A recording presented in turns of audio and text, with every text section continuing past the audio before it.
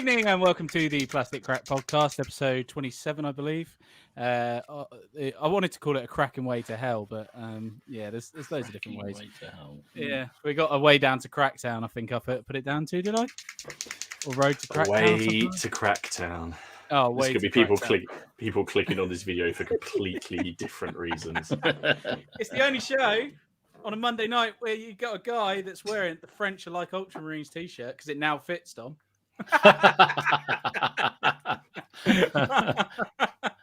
So yes, I'm losing weight, which is even nicer. Good evening. Who was first to comment this week? Did we find out? Because I only stuck it up yesterday. Who was it? You set it up today. You did. Is it today? Yeah, it was today. I don't know who it was. I didn't actually 6:32. We got John. That's the earliest I've got. 6:32. I think there was one earlier, but I didn't actually take a screen grab of it. No, if we missed you, I'm sorry. But thank you everybody who's watching on the replay and the catch up and listening on the catch up. Great to have you with us. And we are a man down this evening. He's not very well. He's not very well. He's not very well. So he hasn't got COVID, has he? He's just not very well. No, it's just something being a big freakish giant like he is. It's obviously the heat took him out last week, and he's just he can't do anything. That's it. He's had his dose of heat for the year, so he's now got to go and sit in a freezer, which he ice and computers don't mix very well. So yeah, there we go. So yes. Welcome to your Monday night with us. You got myself, Ken from Miniature Wargaming Warriors, Martin Seventh Son, as you all know, and Dom from Boots on the Table, who's back. He's back from holiday. I was back last week, mate. He was back last week. Oh yeah, it's me back from holiday. It's you back from holiday, mate. This time, I'm back. Yeah. How was your 40k expedition abroad? Was it enjoyable? It was absolutely unbelievably shit. Yeah, really, really good. Wicked, is that what the kids say? Wicked. You were down with it. Not since like 1985. No. Oh, okay, that's probably about when I last was anything cool. Oh dear. No, it was a really good holiday. How was your holiday? Did you drag Laura along to every railway yard that there was, or? Yeah, she went to the National Railway Museum in York. She was there. She loved that. She was there for 4.5 hours. Jesus, she's a martyr. She was good. She put up with it. She actually enjoyed the actual royal exhibition bit. She enjoyed seeing where like the Queen Victoria, Prince Albert, and all that they sat in the trains. So she liked that. Don't ask me why. She liked it. There we go. So she enjoyed that. I enjoyed everything else, obviously, including all that. Tried to find the hobby shop, but for some reason, as I put on the Facebook group, which seemed to cause a little bit of a stir, you caused major ructions. Yeah. International. I think political breakdown in Yorkshire. Right, we're going to sort this out now. Right, we're going to go off on a little bit of a tangent here. What we're discussing shops in Yorkshire. It wasn't a discussion. No, it was just a fact. It's still fact. John, she wasn't allowed out. He locked her in. That's what it was. Yeah. So, right, we're going to go off here because I've got to get this clear once for all. Oh, God, here we go. Went to Yorkshire, okay, and this is genuinely serious, right? Arrived on the Saturday, okay, so we were looking for somewhere to eat, all right? So we thought, where are we going to go over the next couple of days and that stuff? So we had a look on all the websites at all the local pubs and everything like that. They're all shut Monday and Tuesday. All of them. Yeah. Right? They're all shut. Not unusual, to be fair. That's not unusual at all. That's very unusual for down here. I've never found a pub that's shut on a Monday. They're just shut on it because they're not going to shut on the weekend because that'll be their busiest time. And so the best time to shut will be the first 2 days because if they're small. Yeah, true. Yeah, but the pubs are shut around here. Pubs shut around here. They don't shut where I'm from. I'm telling you now, they don't. They're 7 days a week where I'm from. I just found it really weird. But then shops as well. I found that even more weirder. It's a Monday and Tuesday, like the tea rooms. Yeah, but they're your quietest times. Monday and Tuesday, you're the quietest 2 days of the week. I know that, but I just found it weird, just because I'm used to everything being open 7 days a week down on the south coast. Everything's open, nothing ever shuts. And then Steve told me about half days. What's this all about? Yeah, it used to be half days. Yeah. Every Wednesday used to be half day. He goes half day on a Wednesday. I was like, what? Yeah. You must remember supermarkets not opening on Sundays. You must remember that. Like when, like, he's too young. I'm only 32. No, 31. You must, yeah. When Yeah, I remember it was a really big thing when supermarkets started opening on Sundays. Ken is correct. Yeah. They don't shut in the south. It's true. That's why I found it really strange. Honest to God, I found it really, really weird that I couldn't go to a pub on a Monday. Maybe they just have a better. That's just more chilled out because they don't work. 4-day weeks. I thought it could be the 4-day week trial thing. I thought, that's a good idea.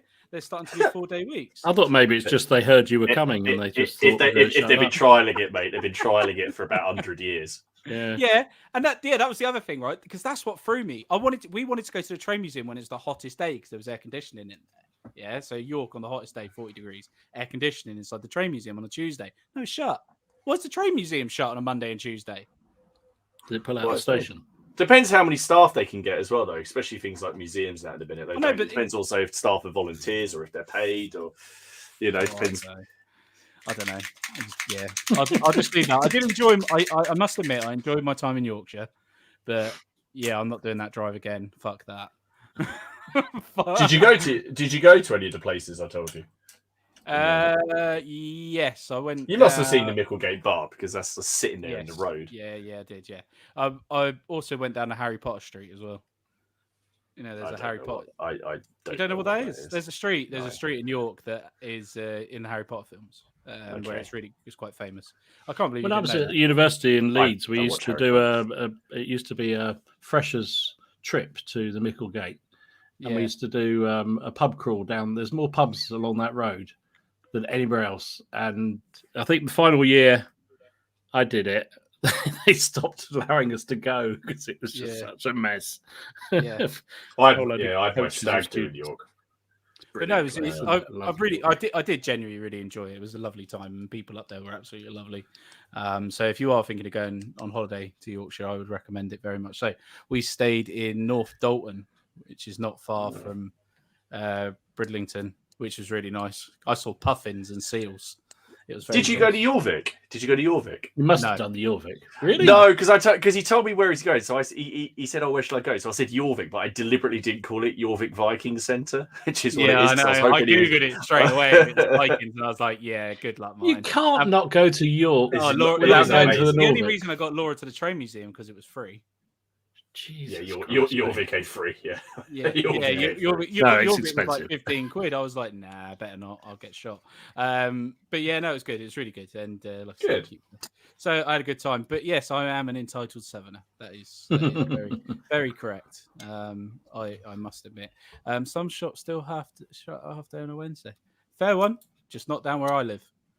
The train museum is always shut. No one goes there. Do you know what? You find that hilarious. It was rammed.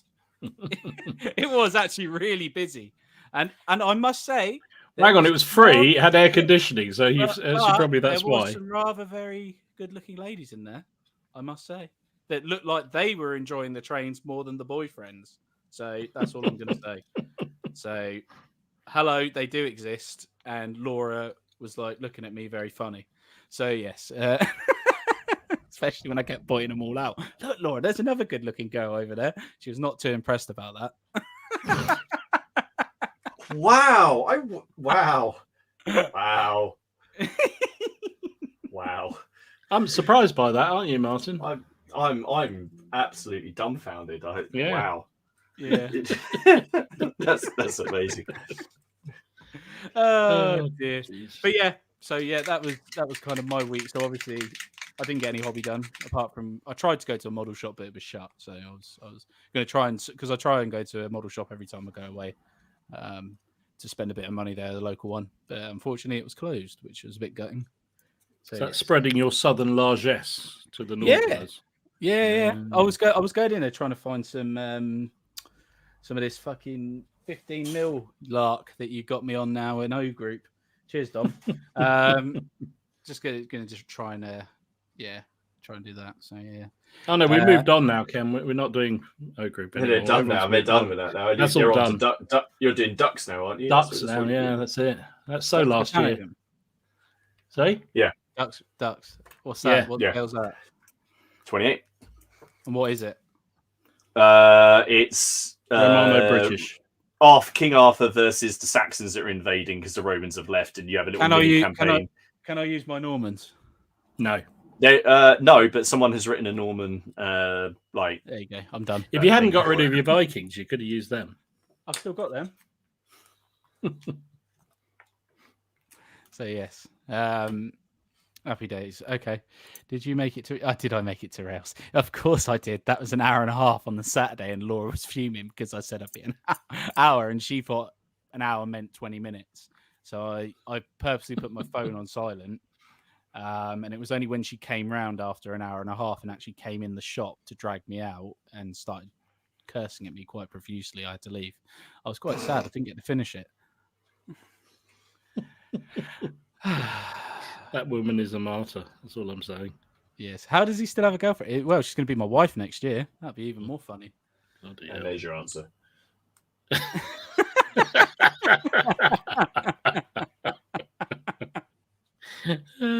Oh dear. Yeah. So yeah. Did you pop into one of Sheffield's many hobby shops? Sheffield? No, because it was on the Saturday. And I had to go home, and I had a 5-hour drive, so I could only go to the train shop. Otherwise, I was going to get killed. But yeah, dear God, how did she not kill you? I don't know how she's not killed. She has tried. If you know Yorkshire at all, what's that head called? It's where you see the puffins and the seals. Something head. I can't remember. Oh, it's going to really piss me off. But it's by Bridlington, right? And it's just cliffs. I'm not joking. It's just cliffs. There's no gates. There's no barriers. There's no nothing. Right? I know where this is going. Where this is going already. So if there was ever a time to try and kill somebody, that would have been it. We were literally sitting on the edge of a cliff, looking over the edge of a cliff, laying down, looking at puffins. So yes, it was. Yeah, that's it. Flame for a head. Whee! That's it. Cheers, John. Yeah, so so I was trying to be, Ken, the macho man, and while looking at a puffin. No. I was trying to cheer Laura up to find. She wanted to see a seal. Yeah, she wanted to see a seal. Okay. What do you do if I want to punch it and bring it to her? What? How do you mean macho would be a seal? Man beast gets puffin. There's the edge of the cliff. If only I could get Google Maps 3D up. There's the edge of the cliff, right?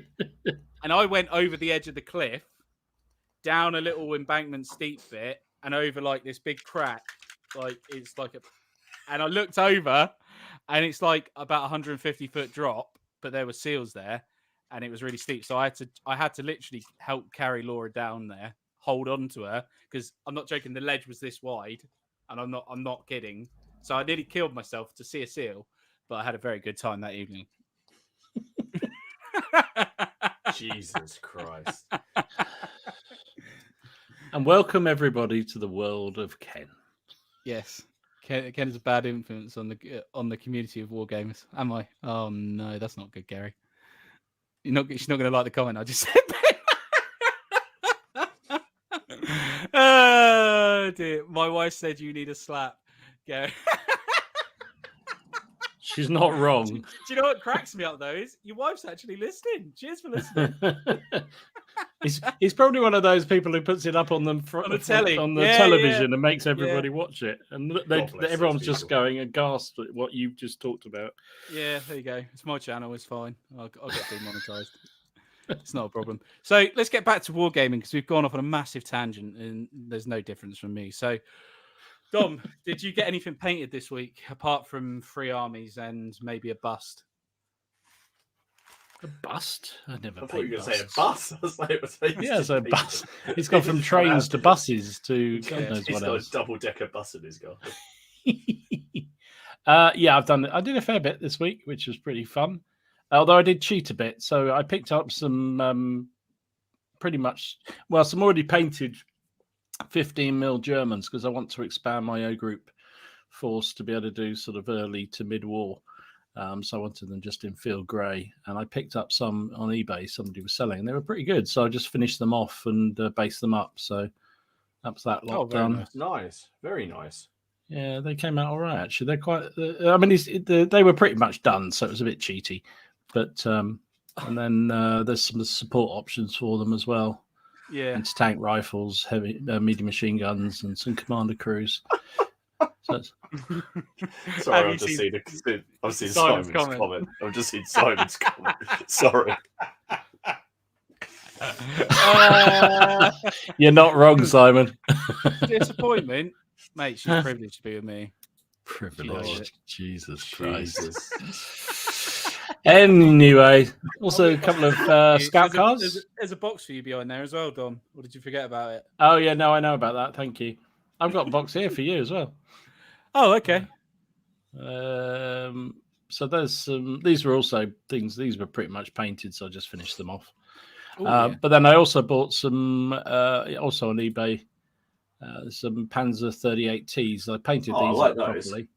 They're 15 mil. I think they're metals, isn't it? I don't know what manufacturer they are, but they're rather nice. They're quite very forged in battle. I think they might be forged in battle. You could be right. They were dirt cheap, and I thought I'd have them. They're really nice. Very nice. And then some plastic Panzer 3s. They also painted up. They're all nice. So, those Battlefront? I think they must have been. I suspect somebody had bought a load and just had more than they needed because they were also selling those. So people are saying Skytrex, possibly. I don't know. I've got a load of Skytrex, and it could be those 38s were, but I don't know.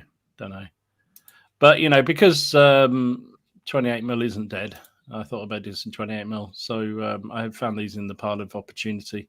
Some crossbowmen for my Richard III Army. When I get around to finishing that off. So I think they're Dixon miniatures. They look very nice. I like that you've put the boar on the purvey shields. That's very cool. Yeah, I thought I'd have to do that. Yeah. And then I pulled out the Opel Cheney. For the unit of Opel Cheney for my Russian army. So they're all metal foundry figures, apart from the priest in the middle. Don't you just hate it when he paints a unit of Napoleonics in a week and then does everything else on top? It's like it's not difficult, Ken. They're all, most of those are in grey coats. I mean, it takes about 10 minutes to. Yeah, that's what I got up to. Very nice, Dom. Well done. Very cool. What about yourself, Ryan? So painting wise, I've been making some trees. I haven't finished anything because I had a busy week of gaming, and then hang on, we just have to mark the occasion where Martin's dice was actually fantastically good for once in a game. I've never seen it. No spoilers, but yeah. No spoilers, but no spoilers, but it's because it's like the biannual occasion. I think if you actually look back exactly 2 years ago, is that one game I won against Haley.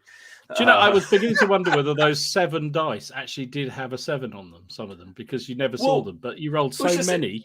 Let's just, I need 6s to hit, 3 6s. There we go. It was 5. I don't know. There was some rather disparaging looks coming from the other side of the table. So what they're talking about, if you haven't seen, we played the next game in our Siege games for the Wars of the Roses, which was called The Traitor. The battle reports over on the channel. But so here's some pictures of like the setup. So you've got like quite. Well, I say quite a few. It's still a fairly small game. I've only got 9 units. There's 9 units aside, basically. But you can still get a good game out of it. So that's how it was all sort of set up, and it was brilliant fun. So we set it. We took because I did a community vote for what I was going to do to my prisoner. And 200 people voted in it, and I genuinely thought that most people were like, no, just kill him. Which came second. I did as well. That was my vote because I've got some horrible model that I wanted to use. But what one instead was release him and like get people to turn traitor in the castle. So what we did was we said that someone had opened the gates.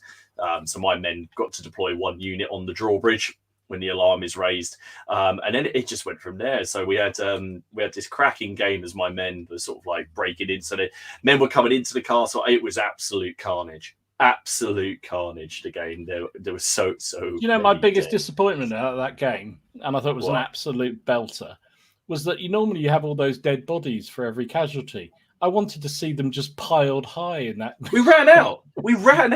They were all outside the castle because the great thing was, of course, I broke cover with all of these, and they run up to the walls. And Robin's units are only putting one casualty on it, one casualty. But then you realise that by the time they get into combat, they've all got 2-3 casualties on them already. So the chances are, that Shaken's going to come into it. But but we filled up the moat with dead bodies. But then, of course, we had the ladders, and then we got this photo, which I was very pleased with. But so you had the ladders going up against the walls, and it was just brilliant fun. So that was against Robin and Miller, who graced the scene as Lord Hastings. And again, I'm not going to spoil it, but Miller's face when a certain thing happened was just a picture. I'm sorry, Miller, but your face was his dice. It was amazing, absolutely priceless. It really, really was. It really, really was. But yeah, that was good fun. And then the next day, I played another game of 0200 hours, just because I was trying to really. So my mate set up this scenario was great fun. It was all about basically you've just got to so you can see there's 5 objectives in there. We used my mate's barrel dumps, so you can see there's like 2 in the front, and basically the attacker's got to get in and just cause havoc with you can blow them up with grenades, and you'll love it, Ken, because you can throw grenades, so you can get in there and blow all those up. But that was a brutal and bloody affair because let's just say the SAS they got spotted quite early on in the game, which meant all the German reinforcements turned up. But my German officer just ended up being an absolute crack shot with a Luger and was just taking out SAS left and right until did he get down? No, he didn't get down. But what we soon learned is that if you're positioning men next to barrels that explode when people are throwing grenades at them. Not a good idea. Is it? No, but it was great fun because even though you still have that mechanic, and I know that's the thing that worries people, where people wander. My men just seemed like, oh, let's have a look at this barrel, and then my mate blew it up, it was all just great fun. So I've played quite a lot of those now. I've got to edit the next game and get that up on the channel. But that was it. And then apart from that, I've just been doing. I've been clearing out a lot. I threw away a load of sprues, and I meant to put a photo up of this. Has anyone seen Robin Cerisa's new product, the sprue holder thing? Have you seen it? No. It's just a set of we were talking about useless hobby things. Just it's just something like that, like a divider to hold your sprues. But why? First of all, I have far too many. Surely everyone has hundreds of sprues spare, right? But I just thought it was amusing. I just have them in a big box down here. But just anyway, a big box so no, I just started chucking. I've just chucked away loads of sprues that I've just got. I've clipped off what I wanted and then gone, am I ever really going to use what's left on here? And binned a load off, and very gratifying it was as well. So no, I've just been sort of getting ready for the next wave of stuff, I guess. That's about it for me. But yeah, just gaming and a whole load of editing. Nice. Happy days. So it's been productive weeks. Everyone's done their own little different thing. Tonight we're going to be talking about the way down the crackdown road. So it's a bit about personalities in wargaming, what makes wargamers wargamers. We're going to delve deep into that. Why deep. We're gonna discuss why we do what we do, why we wargame. Have we got anything in common? Can we work out why we're all into what we're into, or what we? I hope I haven't got anything in common with you, Ken. That's all I'm saying. That's all I'm saying. Oh dear. So I'm going to kick it off then. So wargaming, what do personality types of wargaming? Do you think there is a certain type of person that you could probably describe that you could 90% of the time say that person would wargame? Do you think that's possible? No.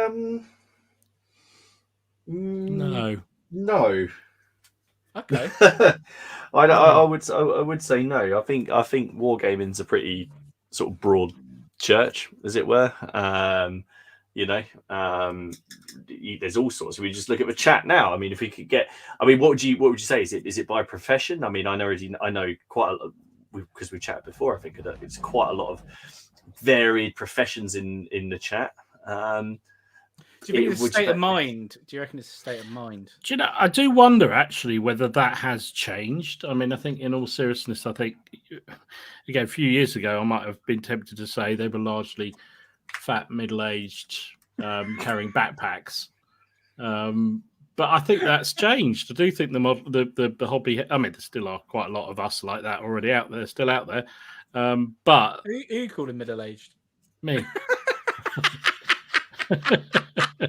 I'm hoping for middle-aged. Are you? I'm hoping for middle-aged, mate. There's somebody talked about retiring in the chat the other day, and I thought, oh God, if only. Oh, that'd be nice. Be lovely, wouldn't it? But no, I do think the hobby is a much wider church than it is, as Martin says. I think it's a broader church than it was. I think there's, again, I don't know why that is, but I think there's definitely more people from all walks of life, different types of people, much more. I think what's more interesting is the way you sort of gravitate to people like-minded. Yes. That sort of seems to be the case. You're people who are very competitive will all gravitate together and often play games together and what have you. And then people who are a bit more. Yeah. And I think that's something that definitely. Do you think there's like do you reckon there's niche sets within the wargaming community then? So like you're describing there, you've got people that are competitive gamers. That's what brings them together. You've got people like us, just absolute idiots, and somehow speak for yourself. Yes. Oh, you were. Yeah, cheers. Somehow managed to enjoy doing a show out of this. Do you know what I mean? Yeah. Because we've all got to have something in common, surely, apart from the love of wargaming. Do you not feel like how we perceive things, how we look at things, how we do research and stuff like that, how we enjoy research, how we enjoy reading through books? Do you know, I think the opposite. I think actually what amazes me sometimes when we all talk, just taking us four when Steve's around, how different our experiences are, what we like, how we do things, how we paint things, how we collect things, how we do things. And yet we all get on and we have a laugh. Yeah. So I don't think, in some ways you think, crikey, why we shouldn't all get on, but we do. No. Yeah. Largely. But is that because it's the way we like to play? We don't take it too seriously. Yeah, that's what I mean. Is that our common point? Do you feel that possibly probably our common point? We don't take it too seriously. We're not what you would call your stereotypical button counter, are we? But there's nothing wrong with being a button counter if that's what you like. You got a load of button counters in one room. Happy days. They have a field day. Especially if one of my pictures goes up with my minis. And you got to paint something first, mate. Oh, I knew that was coming. It's all right. To be fair, it took 29 minutes. I was knew that was coming up. I was waiting for it. I have bought something this year. Look, Dom, I've bought them. Well, that's good. Well done. You mean you have bought them and haven't sold them? Look, I've cut some out as well. So what is it? What are they? Fallschirmjäger. Oh, Fallschirmjäger. Okay. Yeah. No, I do. I honestly think. I think, but I think also people change, don't they? I mean, I know. Talked about it before. I used to do a lot of competition gaming and was quite a competitive gamer. And I still also enjoyed the fun games, but I definitely was more on that side. And I've definitely changed over time. Yeah. But I know when I go down the club, I love playing with the people, the group of people that we all play with regularly because we all play together. We know how each other want to play a game. There's rarely any disagreement because we're just there to have a laugh. Yeah. And when there is a bit of a disagreement with somebody else, then you don't want to play with them anymore. You go and play with somebody else. Yeah. Very true. No, it's very true. It just occurred to me about personality types, and like you guys could obviously tell, I'm quite a jokey person. I don't like to take things too seriously. especially with the hobby. It's fun at the end of the day. I got serious stuff when I have to go to bloody work. Everyone has to go to work. You got to be serious then. When I'm out of work, I like to piss about. It just is, and I just love painting. Simon's on a roll tonight. Yeah, he is, isn't he? How Simon, would you describe PCP team? Simon, Martin is Dom as the sensible. Steve is like kid who takes everything apart. And Ken's like a toddler who gets bored after 5 minutes. Yeah, that's actually pretty accurate, to be fair. I mean, you know. It depends what it is, because I went through a stage of Napoleonics for like 8 months, didn't I? So I just Napoleonics every week, bang, bang, bang, Napoleonics. I haven't found anything that's itched that bug like Napoleonics did. Why don't you go back to Napoleonics then? Why? Yeah, just do another army. Yeah, but what? I've got the best. Yeah, but if you do another army, a Prussians or a Russians or a British, you can fight against it. Yeah, I tried the Austrians, didn't I? There you go. You go your Austrians. Yeah, I tried. Did you get rid of those, or did you keep those? No, I've got them. Yeah, I don't know. I'll think of something. I will twig something. I don't know. Maybe I feel like I'm going through a phase of wanting to paint some metal miniatures as well. Maybe try a bit. Good man. Maybe try a bit of Empress and Foundry and stuff like that. Yeah. That's an interesting one from Benjamin. He said wargaming is much more accepted in the UK than other countries. Here, if you're a wargamer as an adult, people assume you still live with your parents and probably have your social worker.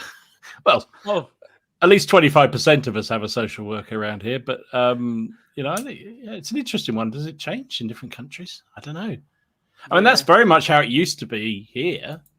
Yeah, I like when I was like playing like war games and stuff today, and I was playing Napoleonics and stuff to like people at work. They all of a sudden thought, "What have I done? Have I cracked open a brain box or something?" And just thought I'd turned into like this real nerdy, intelligent sort of man. I was like, "No, I just like watching the things go boom. It's fun, rolling some dice and just having a beer."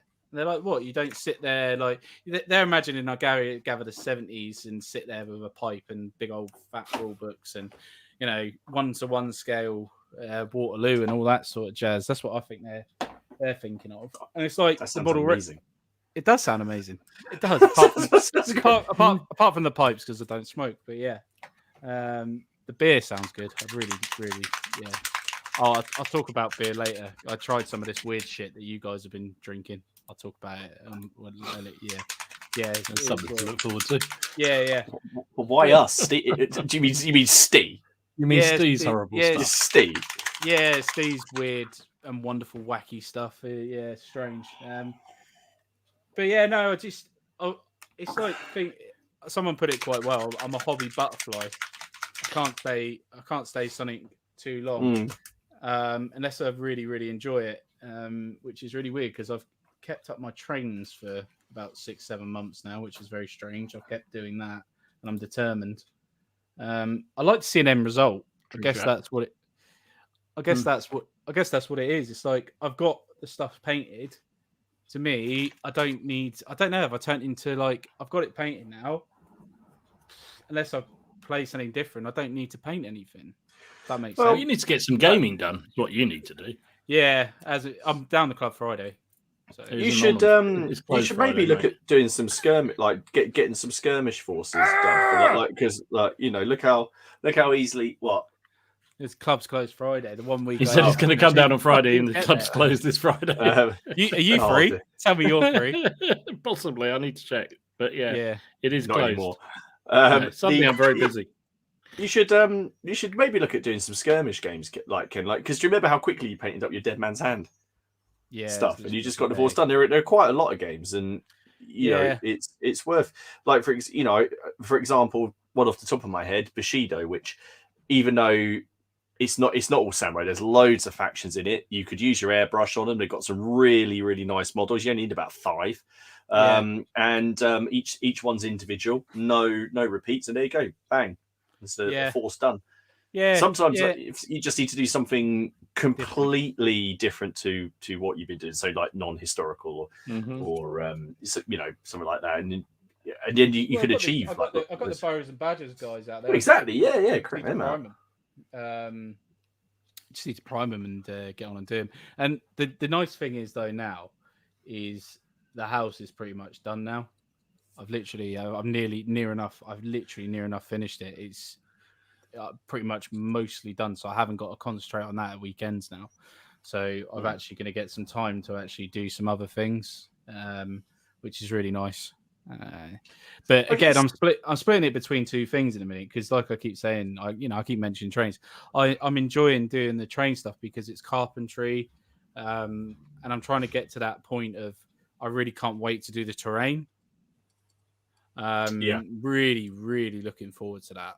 Really going to take my time with it and do it section by section and just really try and nail it realism. And I might do some videos on it, to be fair, because I think terrain's terrain, isn't it? Whether it's on a model railway, if you've got tips for doing terrain, it's good tips. No, I think you're right. I mean, I was just trying to think because obviously, people saying I saw in the chat people saying history. But obviously, you got to think there are people who will just sci-fi. Are sci-fi? Are we going to get into what differentiates historical war games from sci-fi war games? Yeah, then you've got both though, haven't you? It's like me and you. Like me. We do both, don't we? We enjoy both. Even Dom, you don't mind a bit of fantasy, Dom, do you? In my social life, yeah. I think the thing is like, I guess for me, it used to be like I like playing games, and now I just like telling. I think it's why I like tabletop RPGs, is because I just like telling stories and having fun and creating narratives with my mates. It's like the whole thing to do, like with this whole little mini campaign on the channel that's been going on between me and Robin. We didn't plan that. That just started out as we'll play a game, and then so we played this little game of, I think we were just capturing some supplies, and then we're like, I have another game. Well, why don't we lead it on? I'm trying to get those supplies off. All right, now they're going to have a ruck engage. Now we're going to have a siege. And now, it just kind of developed like that. And it's just an interesting story. And then I don't want to say the gaming comes second to it. The story facilitates the gaming for me. I mean, the thing is, I think I'm past that point in my life where I want to, don't be wrong, there's nothing wrong with it, but make a list to absolutely annihilate my opponent. I want to have a fun game. I want to walk away from my evening and go, I had a really fun time. I mean, and if absolutely destroyed your opponent because you've min-maxed your list and you enjoy that, min-maxing lists is like Excel to me. I was like, no, I don't want to do that. Work. That's, and I don't, you want to take a British rocket because it's just fun. Exactly. I like the chance that my stuff's gonna blow up, or watch my opponent's cannon blow up, for example. It's like campaigns and stuff like that. It's like we should do a campaign, Dom. Really, do you know what I mean? Like not necessarily just that's what we're doing ducks for, mate. Yeah, ducks. We should do ducks because it's a built-in, real simple campaign. What I would do if we all lived closer together, or at least 3 of us lived closer together, what it is, I would love to play Rangers of Shadow Deep because it's a co-op game. And that's a campaign, and obviously we have our little PCP miniatures that we could use for it. Oh, you don't have yours, do you? Because Ken never. Still haven't got it.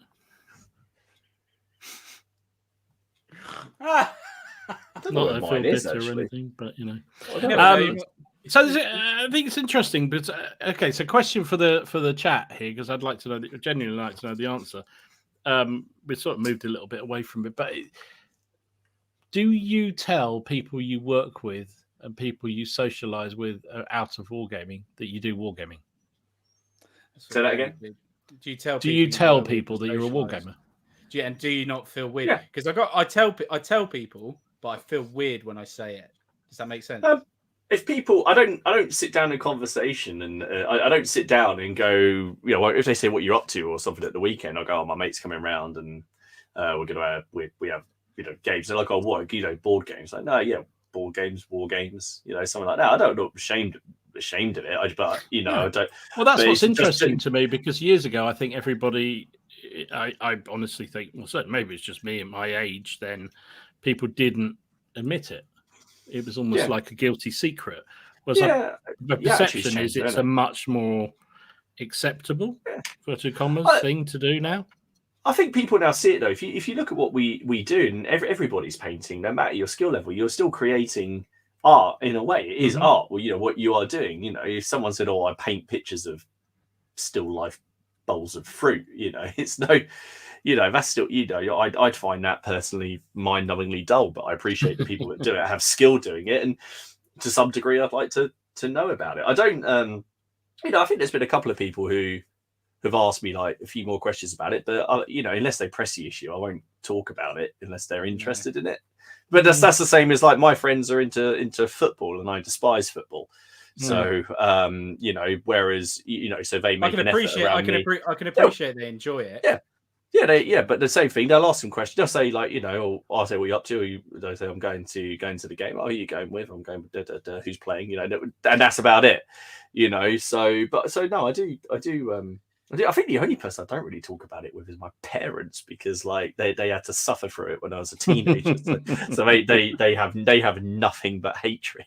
Well, not hatred, but because half of my old stuff is still in their loft, I think. So they're like, "Does that mean you're going to come and get all your stuff?" But, no. Well, it's putting it this way, right? Everyone takes a piss at me for these train things, right? At work, they generally just like the joke, the banter, right? But when they all came round for the barbecue, right? The first thing they all wanted to do was go in the loft and have a look at the trains. That's the first thing they wanted to do. They wanted to come and have a look at the trains. And I think there's just something around like geeky wargaming. And then Toby, like one of my mates, Toby, he came in here because he does like model ships, big ships. And he walked in here and he looked and saw my minis, and he was in here for about 20 minutes. Just looking at all the models and just appreciating it all. So I think people have secretly got it in them. I just don't. Well, it's just a game. Greg says not in 35 years, never. Yeah. If you could play a board game, you could play a war game. Yeah, exactly. And if you can play a war game, you can. I knew you were going to do that. You could be an officer. You could be a soldier in the British. Yeah. Totally, and that was partly obviously when Hayley sort of played it. She was never gonna play, and then we, obviously in lockdown she had a go, and then she enjoyed it. So because it's just another game. It's got some games have still got less rules than some board games I play, which you're still flipping through the book and you're arguing over space even when all the spaces are marked out for you. So that's how I look at it. Yeah. Hey Kaiser, my wife says exactly that. If anybody says what have you been up to the weekend, my wife will leap in with, "He's playing with toy soldiers again." Or other follow-up line is, we live in a house full of thousands of men. Is her other answer? I get. He's playing with his little men. That's normally what. Yeah. That's another one. Yeah. Alid says yes. War games and modelers outnumber golfers at work. Could it be a lot of people suggested to take up modelling to combat PSD? Yeah, it could be as a relaxing hobby. Yeah, very true. Yeah. Because there is something about painting, isn't there? Is or doing, just keeping your mind occupied. It's very relaxing. I mean, but it's just in general, isn't it? Yeah, but is it just you get to that stage in life where you just don't care what people think anymore? Well, that's where I am. I don't care.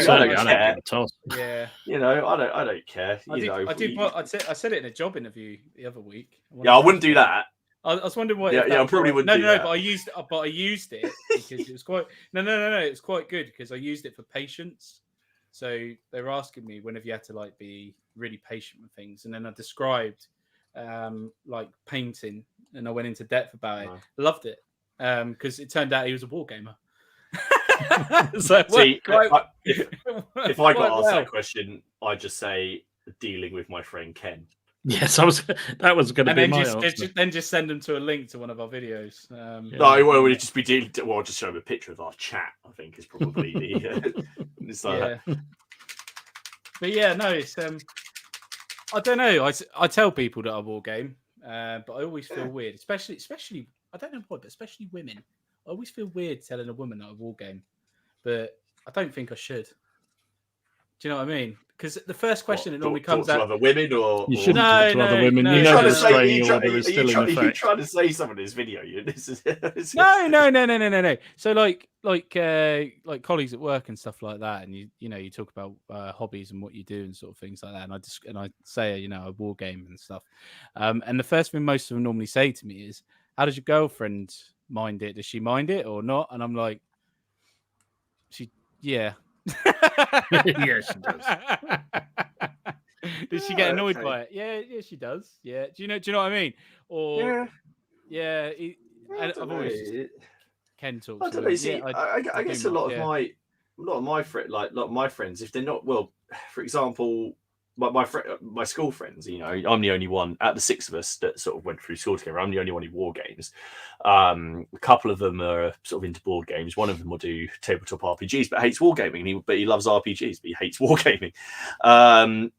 Whereas, some of the others are into sort of cosplay, like going as, going to conventions and doing like making all these. So they're really, really good at it, making all these foam weapons and stuff like that.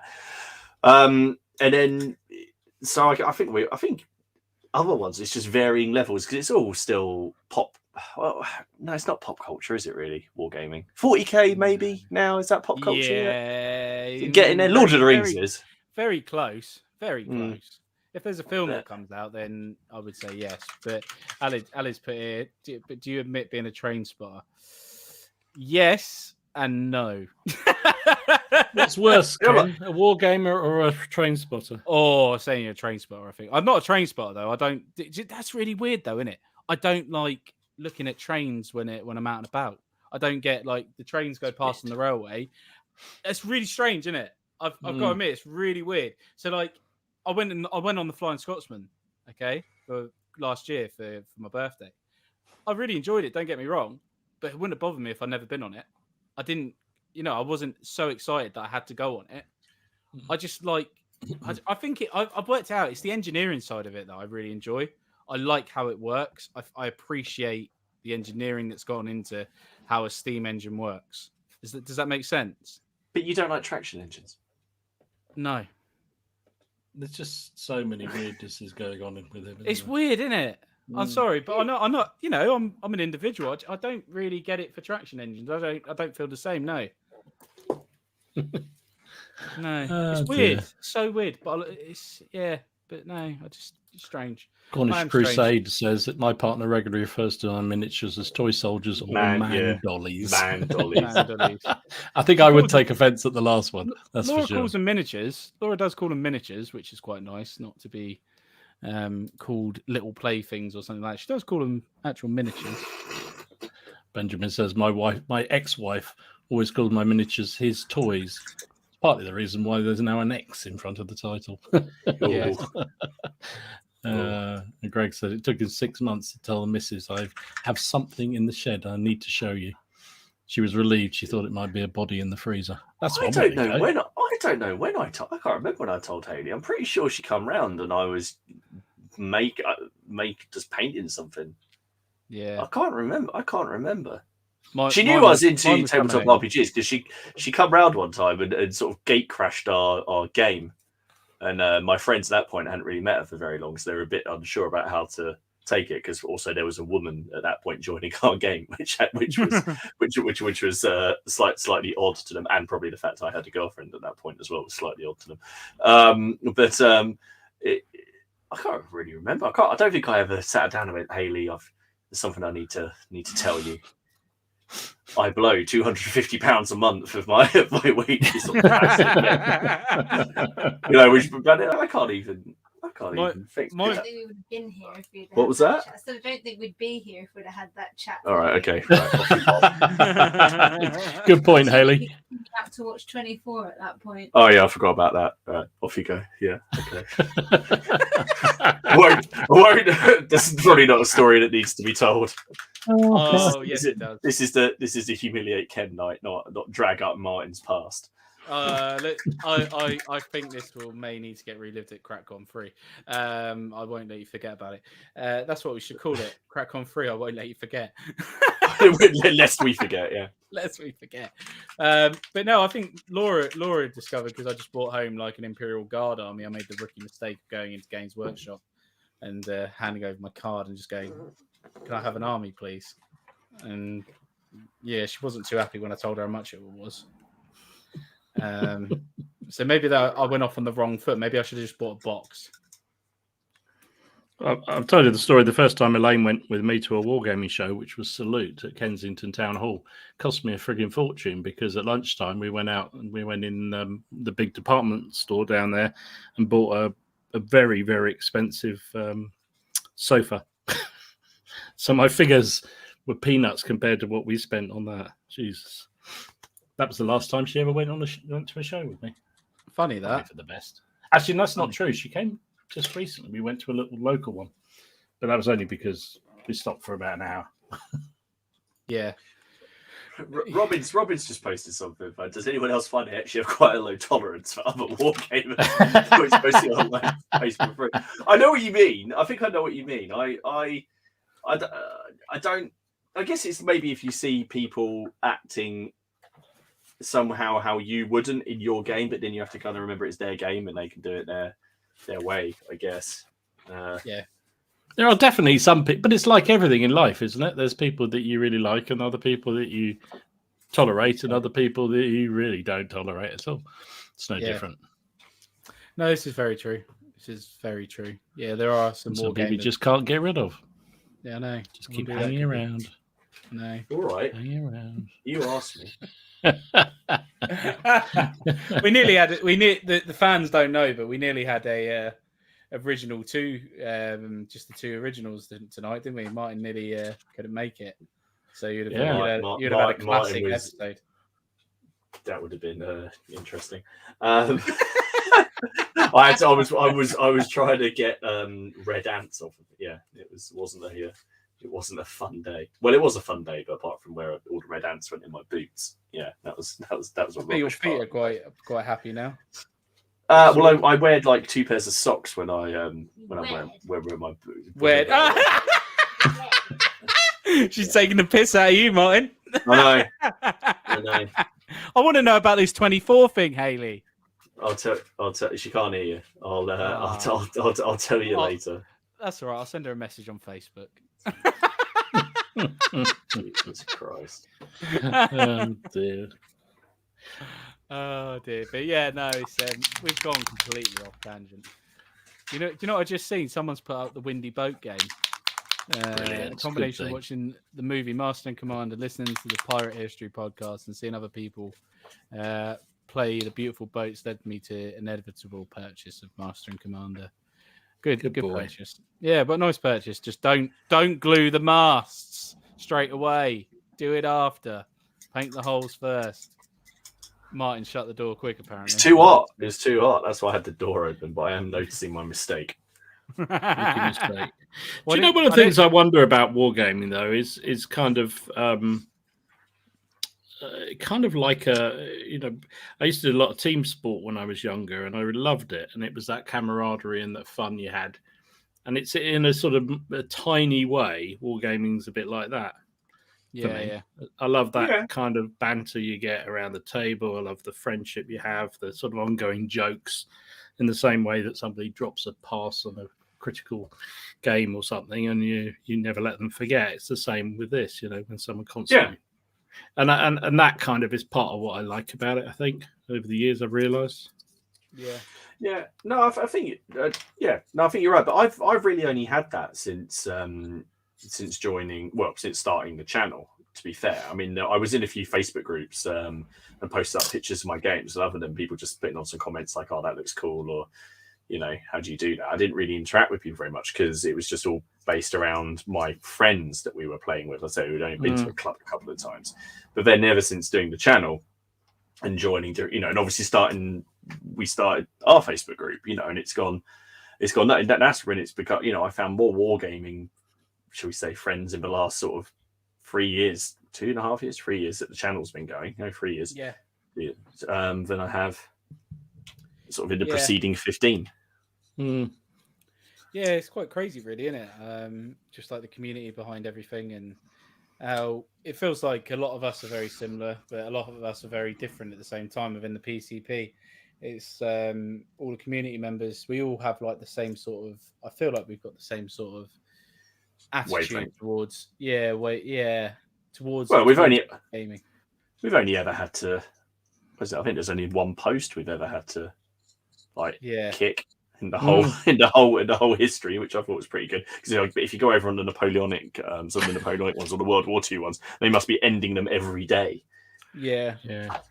I just you are right, because some of them are just toxic. It's like I asked about cleaning this bit of track, right? Can anyone give me an idea of what the best way to rebuff this old track is? Okay.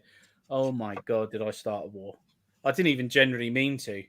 I've got people on there saying chuck it, and people are calling them losers and idiots, and I'm like, wow, this is so toxic. I'm like, all I asked for is what's a good thing to buff up a bit of nickel-plated silver. That's all I'm asking. What you guys use. I didn't ask for people to start a war against each other, and they had to shut the thread down in the end. Crazy, isn't it? Madness. Literally, I just wanted a bit of advice. But I feel like with the PCP group, you can go on there, you can ask for advice, and you will get it. Do you know what I mean? Speaking of which, the link is down below yes. if you want to join the Facebook group. So please do come along. We're approaching 700. 700 now, yeah. We are approaching 700. It's insane. I know, and you can still there's still like a ticket, I think. Three tickets left. I think we've got three for CrackCon. 3 left, and the post about games will be going up in the net within the week. So I've already had quite a few people message saying what they'd like to put on. So there'll be some on there already. So if you're on the fence about what you want to do, have a look at that first. There might be somebody already doing it. Maybe you could sort of double up with them, but of course, have a look on there, and there might be something you want to take part in that you've never tried before, like I don't know, ECW or Burrows and Badgers and stuff like that. Turnip 28. There is Turnip. Is Steve doing Turnip 28? I'm not too sure, but Turnip 28, you could give it a go. There's no reason not to, Dom. Mobile and Hostile says walking into a show and seeing everyone's enthusiasm about whatever it is they're into is the most satisfying thing out there. Yeah, with you there. Absolutely with you. Seeing people actually just sitting around a table, smiling and laughing and rolling a few dice and just enjoying doing it is brilliant. Yeah, especially if you're one of the ones sitting around the table. Definitely. Absolutely awesome. Yeah, it kind of gets you going with it, doesn't it? And it's like it kind of leads back into. I think there are certain types of people. I'd like to say the majority of wargamers, especially historical ones, I would like to say they like to see people enjoying themselves with a game, and they like to enjoy the game more. If that makes sense. I think there's less competitive players in historical. I don't know. I think you're surrounded by people that aren't like that, but there are plenty out there, Ken. I think, to be fair, I think I wouldn't want to play them. There's as many out there that in the historical field as there are in the fantasy or whatever. You just would love to just jump up and down on you, and there are. It's a game, and it's like everything in life. You get people with all different values. It's just whether you choose to actually spend any time with them, really.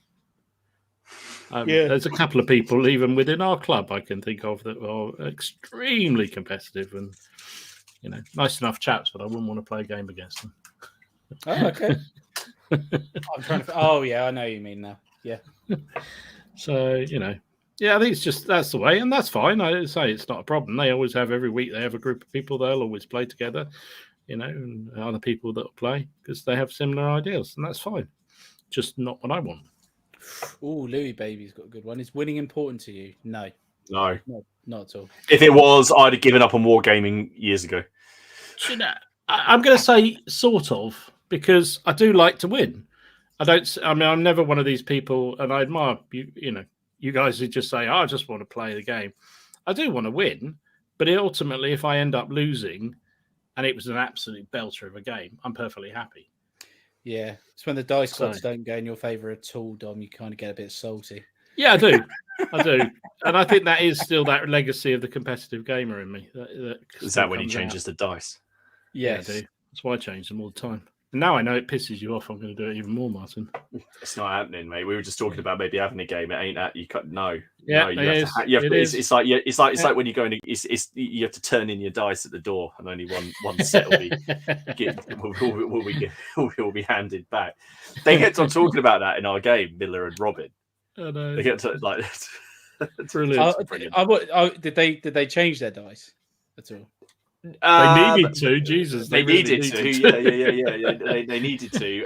Robin, I picked up Robin's dice and rolled them at one point by accident, but I rolled terribly with them, and so I basically came to the opinion that he was going to, if I rolled really well, say those are my dice, you need to re-roll them. But as I rolled all misses, he didn't say anything. So. No, I think Robin needs a refund on those dice. Jesus, they were terrible. He wasn't using our dice, was he? No, they could have been. No. No. Good. Well, so why would you using our dice now? Is the next question. Dreadful, Robin. Should have used them. David sent in a question which I forgot last week, and he sent it also to the email address again below if you ever want to send any questions in.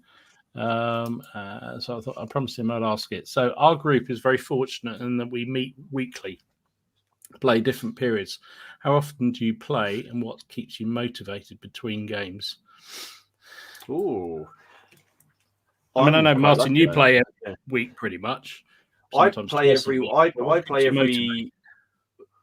What, to play or just to? Yeah. Shit. Well, definitely ain't winning because that doesn't happen that often. Not that often, no. It's never. There's never a moment where I'm like, I need to keep my record going. Maybe, but that never occurs. I guess because my game's split into two categories. There's the games that I play for the channel. Well, I say for the channel. It's just games that I put on the channel because I think they're better suited to being on the channel than other games I don't think work quite as well. And then there's the games I play with the guys at our club, basically, which is what it is. I guess, well, I mean, we sometimes play a different game every week. We could play. I mean, at the moment, the guys have been really quite nice when they're helping me sort of really put 0-200 hours through its paces. But 1 week we'd be playing like Star Wars Legion, then we'll play Muskets and Tomahawks. Then we played that Star Wars Armada game with the big capital ships, like effectively. Oh yeah, was any good? Oh, I love it. It's brilliant fun. Yeah. It's great fun. Absolutely, it's also really funny as well. And then the next week we could play a board game. Like Dark Souls or something like that, and then come back round and it'll be Dead Man's Hand. So I think variety keeps me motivated a little bit, because I do get to. I'm quite lucky that we do play through through a lot of varied games. Motivation, I guess, just the channel does keep me motivated. I like putting out content on the channel. I like having chat on the comments and seeing people's ideas and that, and I do enjoy that. Especially like it when people. I've had quite people sending me emails of ideas for scenarios. It's just trying to work out how to put them in. I've even had people send me ideas for new T-shirts, which is quite fun. There's possibly one or two that I'm never going to be able to do or sell without being like told, you get some very, very odd looks. But the channel keeps me motivated. I do like that, and then not in a because obviously we've all monetized our channels, but that doesn't bother me at all. That's just if the money comes in, that's nice. I'll use it on hobby supplies or feeding back into the channel. Bonus. But I do like putting in making content. I enjoy it. So Andy said, do different people take the lead with different games? Yeah, we've each got. So for example, I've got I traditionally, I mean, everyone's bought into Dead Man's Hand. I think everyone's got it, but I took the lead on Dead Man's Hand. My mate kind of takes the lead on Star Wars Legion and Armada. Another one of our friends, it would be the Burrows and Badgers guy. He's the guy who's going to be running it. Luke at CrackCon. He's going to be running through lots of scenarios. Well, I say lots of scenarios, lots of games of the same scenario, and then I think he might even have a league table planned of overall winners or stuff like that. I think I don't want to ruin it, but it looks fun. So yeah, we do, and we like to give each other a chance of playing something at the end of each game. We say what we're going to play, what we're going to play next week, and who wants to have a go. So someone says, I'd really like to give Stargrave. I haven't played Stargrave yet because they all play quite a lot of Frostgrave. They played Stargrave quite a lot. I always seem to miss it. So that one guy took the lead on that. So we like to give everyone a chance. So yeah, I'd say just variety in the channel. That keeps me motivated. Definitely. And you lot keep me motivated as well. Having something to talk about on the bloody stream on a Monday. That keeps me motivated. Genuinely, that is a thing, isn't it? It is. It's a bit like the painting thing. It's having something to show each week and think, oh shit, I haven't done that much this week. Be honest. How many times have you rushed doing some basing on a Monday during the day? Regularly. To try and get regularly. And because I always get this grief for doing so much, if I've only done 10 figures or something, I feel I've got to do another 10 that day just to make sure. The biggest one I ever did was when Ken said, I'm going to paint that 6mm army. It's like, right. Yeah, completely. I'm glad I motivated you. I'm glad you motivated me, but I got to be honest. It was still one of the worst experiences of my life. I genuinely preferred having COVID to painting those. Jeez Louise. Yeah. Gary says, incredible variety at our Sheffield club. I bet you could go for 2-month cycle of games before repeating a game. Yeah, I think we could do that at Farnborough, really. Which is a good and bad thing, right? Because you forget the rules by the time you come back around again. Yeah, you spend ages painting up an army, and you're like, I've only used it twice. Yeah, it's true. And Lionheart says, I'm lucky to have a club where we play weekly, and I play a lot of different periods. But also find you play weekly, you get into a certain game, it tends to turn into a mini arms race. Yeah, that's true. That's very true. Well, that's something I like with historicals. I don't find that happens as much in historicals as it would say in 40k, where it's like, right, let's go buy the new tank or the bigger dragon, or the bigger guy in the bigger armor, because ultimately because the historical games are grounded in some kind of reality. It's not really, I guess maybe with bolt action you could do it where you got the tanks and things, but it's not. I'm going to go away and paint up my cataphracts to take on your things like that. You don't really kind of get that. No, I guess not. Although, because the way, it crossed my mind because some of those early War of the Roses games you played and you showed on the channel, you were sort of painting up units to play the next week or the next game. I don't know how the cycle worked, how regular it was. And so was your mate. And it got me thinking, if that was like me and Jonathan, we'd be bloody doing the most powerful unit we possibly could, because it's just the style of games we are. So that's why we have to limit it. It's like I played Alec this week at the club, and we said, we played AWI muskets and tomahawks, and normally there's an arms race to get as many riflemen as you can in your army because they're so devastating. But they said, right, just one maximum unit, because we have to do that because we're all as bad as each other, like that. I guess. Yeah, I didn't really think about that. I guess because the approach that I guess the approach that me, Matt, the guy I used to play against, Robin, and Miller, we've taken a very historical approach to it, which is leaning into the history a little bit more and putting people, not necessarily putting people in the units they're in, because it didn't really work like that, but because we were trying to have Bill and at least half our armies as Bill and Bo, because they would have been, that makes a difference. I didn't think, I guess so. Yeah. To be fair, I hate riflemen so much, but I'm not tempted to put those in the Black Powder, just paint up more riflemen. No. What about you, Ken? I know you've had tough old time with the house and everything else, and gaming's been very, very low on the list. And you've talked about before. Sometimes your motivation level drops off rather rapidly. How do you keep it going? How do you try? When life settles down a bit, which hopefully it will for you in the next few months. That'd be nice, wouldn't it? In all honesty, in regards to that, I don't expect me to be making content probably this year until next year.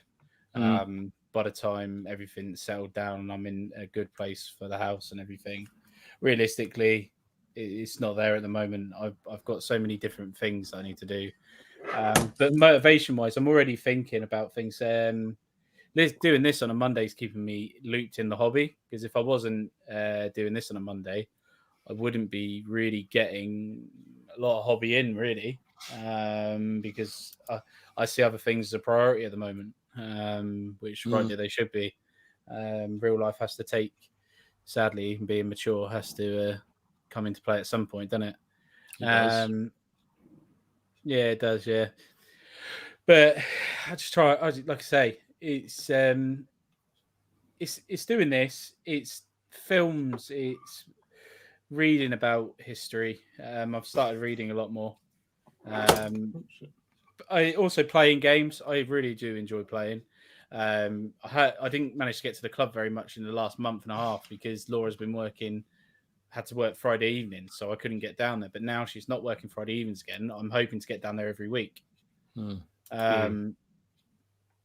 that'd be nice to actually. Yeah, I've noticed with you definitely get more enthusiastic when you're playing games. When you're playing games, you get more enthusiastic. You get talk about other things, other periods and things. So I don't, I know you always say it's about the hobbying and the modeling and stuff, but I think for you, it's definitely, you're a bit like me. You like the gaming is what you like. I really, I enjoy the games. I like seeing the whole table and everything like that. Exactly why I've traded for this Norman army, because it's a massive army. I can play loads of different stuff with it, and it gives me an opportunity to play some ancients and not have to, really excited to use them. To be fair, I would like. Well, if I see Alec if I see Alec or something like that, I'll probably ask him for a game of Line Rampant. Yeah, you'll enjoy that. It's a good system. Yeah, it was. It was really good. I played it a couple of times. Of course you did. You were down. We played that double game, didn't we? Yeah, we did. Yeah. But yeah, no. Simon Ken never makes content. I don't make content. I'm busy. I think one of the I say one of the things that I guess does get I just forgot what I was going to say. Absolutely, just went out of my head. It was going to be brilliant, though, whatever it was. I mean, for me, definitely the gaming. Oh, go on, carry on. It's just I don't know about you guys, but I have I like to think I have a very, very clear picture in my head of how I want something to look or how I want a project to look, and I can really use that is the castle. I knew I wanted to do Siege Game. You were kind enough to lend me that book, which you can have back now. And just close the door for me because she's fed up of hearing. I knew what I wanted. I knew what I wanted the games to look like, and I knew because the castle was a Christmas present from Haley. So I've been building it. It's taken, I built them up. The castle was done by Easter, and then we took the time to get the games. Because to me, rather than just play a siege, I was like, we've got to get to the siege. I don't know why. It was like, so I knew what I wanted those games to look like, and the fact that they did look like that was brilliant. I don't know if it would, but that photo, I'll probably, I know I sent it to visually, you guys, your games are always stunning. That even another level beyond what you normally do. Because basically, what happened was we got the ladders were up on the walls, and we'd had this little rule system for how it was going to work, and I kind of went round to their side of the board, and I was like, "I'll take a photo." So I made Miller and Robin hold the big old backing thing. That's all that is. That's just got the backing sheet behind it. That's it. So that if you took that backing sheet away, you'd see all our washing. It's very clever how you use the camera when you make pictures. You can make things look very, very different to how they look when your perspective of. It's like when we film stuff, isn't it? The way we see it and the way the camera see it are two different things. But your games, like I've played your games visually, you're like me, you like to take your time in setting a table up and make it visually important. It's just as important to you as the game, isn't it? I think it does happen sometimes as well. As I have it in my head how I want something to look, and then it doesn't, and then I do lose interest a little bit. Then a good one is I was trying to make a Star Wars Legion board. And out of 9 1x1 sections, and I had it in my head how it was going to look because I got them from Sally Forth, and 6 of the sections are hill sections, so slopes, and then the other ones are flat. So I was like, you can either set it up with a big hill in the middle or a valley or like that. And then I built it, and it didn't really work, and things got a bit warped, and then I lost. And I've got that's 90 quid's worth of stuff that I bought for that, and it's just sitting in there. And I'm looking at it going, oh, like I could repurpose it, but it's like they're all warped. So out of it, they're just gonna go in the bin. I just let it go. I've never. I think I gamed on it once, and there were big holes in the board that the dice disappeared down.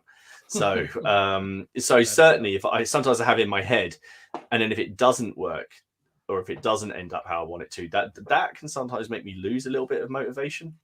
So that I find that really interesting with you, because that when you see your games, and I've, apart from CrackCon, I've never actually played anywhere near you. I don't think any games. We haven't actually had a game, have we? Properly? No, but hopefully that's going to be rectified. Hopefully that will be rectified. But yeah, it's that visual. You throw yourself into the visual look of the game so much, and personally, I don't. I love the game, and it could be cardboard woods and bits of string for the roads. It doesn't bother me particularly. I do love it. Don't get me wrong. I love it when it looks great. But if the game was great, I don't care particularly. But for you, it does make your, and that shines through in your games. Whenever you see the videos, I do appreciate that, and it's like Robin when he comes around, he makes excellent scenery. My mate Kev, the boards from 0 to 200, he makes fantastic stuff. He scratch builds a lot of it. I just really enjoy it, and I think a part of it is, I mean, okay, well, I know we sort of take the mickey a bit because you paint an army in like a week, but you still spend a lot of time painting models. The time and effort that we put into painting models, absolutely have no issue at all with playing on more makeshift boards or ones that are thrown together if it's just for the sake of getting a game done. But I just like, if you're gonna spend the time painting them, and you've got, obviously that is still more money and it's more time and more investment on scenery. But if you've got it, then I think the models almost deserve it. I don't mean that in a snobbish way. I hear what you're saying, and I agree with you. I mean, it's the same way I wouldn't say, playing with unpainted figures. I think, it's the same sort of thing. But would you like that before the channel? Or was that just the channel made it worse, if you like? No. I was like that before the channel. But has the channel made it worse? Yes. So no. If you skip back, you'll find old posts from me in some of the Black Powder forums, and you'll see the games. They don't look. I have more scenery now, and I have more different types of things, and more. Basically, you just bought Last Valley's terrain. Basically. Well, I had to be anyway, but it was that. But it was more. Yeah, it was more thinking to. I've built up more terrain certainly in the last few years, because I guess the channel made me think about what things I needed for my games. It's things that I wanted. Not things I needed. It was things that I wanted. You didn't need them for a game, because an objective could just be a counter. It could be a base, just a base. Yeah. You've painted. Yeah. But it was things that I wanted. So instead of putting down a counter, I put down a heap of crates instead of putting, actually having some barricade, actually having some things that look like barricades instead of just sticking a wall across a road, which is still fine and absolutely fine. You make do with what you've got. But I just started to feel like, well, again, I'm quite lucky. And Dom, I know you've said this, is that you get into that point where I do have a little bit more disposable income for my hobby. Basically because going out in Cambridge costs so much. I don't. So at £11.20, one of my friends paid for a pint last time we went out. So it's his birthday for some kind of but it was some kind of like Himalayan stout, like made by like one monk up at the top of a mountain that's like made from the milk of a yak, or so I don't know. Like it was. But anyway, but what I mean is so I have got that, and I put it into my games. It's the same with like getting, so admittedly getting the dice done is a pure vanity thing for the channel. I just wanted to see the dice, but those dice are serving me well. So yeah, I guess it's just. Yeah, I mean, I think it's definitely that thing. But I think I can remember having as good a games back in the day with, when I didn't have much terrain, when I was fighting for space in the garage and, kind of just trying to find a pile of books under things. But yeah, I visually it looks stunning, and it always, if a game looks good, it's really good. It is nice. Don't get me wrong, but Yeah, I would never stop me gaming. It wouldn't stop. It wouldn't stop me gaming unless it was like unless for months and months I've been building something up. That 40k tournament where you turn up and it's all cardboard and you got Yeah, but you see I think that was different because they were charging, weren't they? And there was that was a different scenario, surely. I remember people talking about. I mean, even to say is like let's big it up a little bit. We'll have to do some news in a minute, but let's big up. CrackCon, right? All the tables at CrackCon look awesome, and a lot of that terrain. Got to give boards and swords have got boxes and boxes of terrain, but everyone's bringing stuff along and sharing, sharing the stuff out, and all of the boards look great. I mean, the Warlord Games guys turned up, and obviously they set up their boards, and they still looked cool, and they were and it just helped. And I think if you're trying to sell a game and promote a game, a good-looking table, as if you've got good-looking pictures, for example, in your rule book, and that helps sell the game. It just does. That's advertising. That's how it works. Yes, it does, I think it is great. I mean, those mats that you two have got are bloody excellent for it. But I wouldn't expect to see those on every table. No, not that bloody price. No, not unless you can get Ken to do a wheeler dealer thing. Lazy Pirate. Would I ever go back to competitive gaming? You know what? I have thought about that a few times. That's a really interesting one. Would I do it? I wouldn't mind doing it again. I'd have to. Oh God, how much would it cost me in terms of keeping a lane suite to be able to do it? I don't know. I did have a very weird thing. I thought, which maybe one day I may actually do. I got kind of suddenly. I think it was Ken's fault. I got quite into the Middle Earth strategy game, just watching videos of people playing. Yeah. And I thought, I've no idea what's going on. The tactics look really, really basic. Maybe as a historical gamer, I should enter one of those competitions and just see how well I do. And I was quite sort of intrigued to do that, just to have a go. But then I thought, sod that. No. You should do it. I don't know. I wouldn't mind doing another one at some point, but sometimes you just want to punch the guy across the table in the face. I did do a bolt action competition. Bolt action I would play competitively. Yeah, I did a bolt action. I won it as well, actually. So anybody says, cheers, Ranger. Cheers, dude. Thank you very much. Ken, did you finish your Austrians? I did finish the ones I had, but they are going to a new good home for free. I'm donating them to somebody. I am actually going to donate them to somebody. I'm trying to remember. I'm trying to think if I've ever played in a competition. Yeah, I have. I don't think I've entered painting competitions. I haven't. Bolt action's fun competitively. If you get the right I don't even like bolt action non-competitively. So doing it competitively is going to drive me nuts. But bolt action is a game. Well, we've talked about this before, haven't we? Bolt action is a game that is designed really to be a competitive game, and it's a really clever system to play competitively. After my last few experiences with bolt action, I do like. Don't get me wrong, I like the games, but I just have not enjoyed them. So playing that competitively now, I will flip a table. So it's not going to happen. I think part of the problem for me is playing a rule system. It'd have to be a rule system.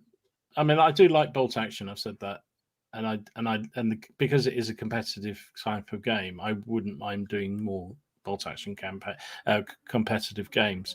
But for other periods I play, they're not really that competitive systems. It's hard to play a competitive shot practice game or a muskets and tomahawks game. I'll tell you one that I actually I looked into going and doing a tournament, and that was by Fire and Sword, because they had the grand tournament each year in Poland, and I got all the way to booking the flights and that, and then I missed out on the ticket to the actual event, because you got like 3 days in I think it was in, I can't remember what city it was in, but it was actually in like a palace that one of the main I can't remember, and it looked brilliant, and everyone gets some prizes, and you're guaranteed all these certain games, and they all go out on the piss in the evening, and it looked brilliant, and it was just like a nice small tournament of about I think it's about 30-40 people, which I didn't think was particularly big, but I think that's 20 games, and of course I loved that game, so I did look into it. See, that would make me go and do a tournament, but I don't think I've ever played in a competition. Mm. I don't think I've ever played in a competition. I think because they found a way to have a competitive system Yeah. without. And those are the best kind of. I mean, I doing- remember playing doubles Ancients for a while, WRG, and that was kind of the same thing because you couldn't take it terribly seriously playing doubles, and because you had a partner with you, you could have a bit of a. Even if your opponents were completely lacking of any humor or anything else, you could have a bit of a laugh together, which was fun. And then you went out on the lash in the evening with everybody, and that was good fun. So yeah, I think that's fun. Okay. Anyway. Oh shit! I've just dropped a. Oh bugger! Oh, he's gone. Yeah, that's gone. Do you want to do the news, Ken? Yes. Yeah. Well, what time is it? 26 minutes past. Gee, bloody hell. Yeah. So yeah, news this week. So where are we going? What have you guys got? Have you got anything? You're gonna play the soundtrack. Oh, hang on a minute. You haven't done it yet. No. Yeah, got a few bits and bobs. I know Don put one thing up, and then I put up a load of photos to go. Yeah, you capped me with the picture. I'll put the first one up, and then you can talk about all your. There you go. So this is Fireforge, isn't it? Samurais. It's not 6 mil, is it? No, it is 28 mil plastic. And they do it really good. Fireforge. So their Kickstarter is running, as you see. There, that was today. And they've already hit their. Oh no, they haven't hit their target yet. No, they haven't yet. No, it's quite a big target actually, but 27 days to go. But the figures I suppose these are plastic multi-parts, whereas a lot of the Kickstarters are for metals, aren't they, these days? So plastics, the tooling cost and everything else is higher, isn't it? So look, we've got Samurai Warriors. These are obviously renders of their assembled models. They're very cool. I mean, I guess I'd say maybe I don't really want to use this term when you talk about samurai, but I guess compared to things like obviously Steel Fist, they're quite basic, but Steel Fists are like a whole nother level. And you've got to make certain sacrifices if you're doing a white part plastic. But that said, I bet they paint up really nicely. I bet they do. Ashigaru shooters, they look quite chunky as well, which is quite nice. They do, which I like actually. I like obviously here you've got Ashigaru with pointy sticks. Pointy sticks, and then Command. I love this. I thought this was cool. Oh, they're awesome. So they are nice. Very, very nice. Yeah. I did like those. So yeah, obviously there's. You tempted with any of that, Martin? Not on Kickstarter, no. No. I don't know. I'm completely unless the only things I kind of do on Kickstarters now. It sounds weird. Are things like books or rule books or things like that. I'll do. I have no interest in waiting now a year to get my model. So I'll just wait a year and buy it when it comes out. I'm happy to wait that longer to have the money to spend on something else. Yeah, it depends for me what they're doing as sort of add-ons to it. So if there's something really good as a freebie, and you don't have to spend hundreds and hundreds of pounds to get that one freebie, then I might be tempted. I guess it depends on the company as well. I like supporting like people who've like maybe not got any products out, or that's going to be like their first product, or like Ian from Flags of War, who's putting together a whole new game, and he's a small company, one man band. I like supporting that. When I see bigger companies sort of doing Kickstarters, I sort of start again. You're just like, this is just a pre-ordering system. No, I agree. I completely agree. Anything else? You see anything else? I got Reconquer Designs again. So he's released. I put these up just because I thought they were a bit of fun. So he's released Sheep Shearers and Shepherds. Careful how you say that. But they still look amazing. They do look extraordinary. They look amazing. So if you just want a bit of some villagers. He genuinely has to be one of the best sculptors out there at the moment, don't you think? I mean, that's nuts. This is the so proportions cool. are amazing. I don't know why. I think when he's a vote, I think these were. I think I read somewhere that these were like a vote on his Patreon or something that people voted on because people asked him to do more civilians, and he said, yeah, but doing what? So so that but that's fantastic. But he's also released some streams. So yeah, obviously I know we chuck him up all the time. I look at that. This one fantasy. So there's the game Moonstone, which I've been painting up miniatures for, and I'm still yet to have a game. But I really like the look of because it's like whimsical. Carl very kindly sent me some miniatures, but they're doing quite cool things. So they're doing a a event from the 25th of July to the 5th of September called The Fate of Eric, which is a squire in the game. And basically, it's an online kit that you download, and then they're going to getting everyone to have games on the scenarios they've got here and submit their results, and then those results will decide how the sort of ongoing story in the in their game is going to affect. I know other people have done that before, but these are quite a small company, it's quite a small game, and I thought that was funny. And I thought that was just an ace name for the Fate of Eric. So yeah, but that's it is a game. I saw somebody playing that down the club a couple of weeks actually, and they just look such an awesome models. I very nearly bought it straight away, just on even though I'll probably never play it, but they just look so nice. They got a very Discworld whimsical feel about amazing, them, which I really like. Yeah, I was so impressed with them. They're lovely models. David is very fuming about £11.20. I don't think it's the South. It's just Cambridge, because we got all just students that come over here with a lot of money.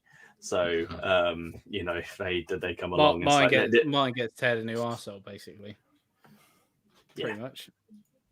Yeah. Pretty much. It was one of those cases where it's like, right, everyone had a good night. We've had that one drink. Right, see you later. Bye. We're going home. Is that all you had, Martin? That's all I had. Yeah. I think people will have seen this already, but yes. Did the Gentleman's War starter set is on pre-sale at the moment, which is obviously an entry into the desert war, which looks really good actually. I don't know. I haven't done the maths whether it works out good value or not, but the old army boxes were not too bad, were they either? If I remember rightly, for the 8,000.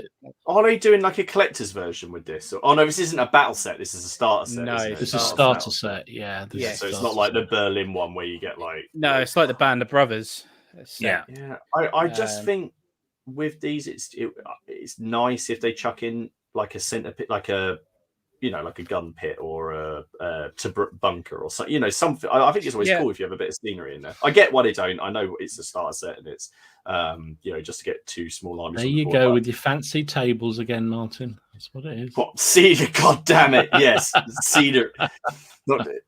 It's where you stack up the dice to use as crates, and you're like, oh exactly. Shit. You've got to get pile of books in the middle, which is a rule book.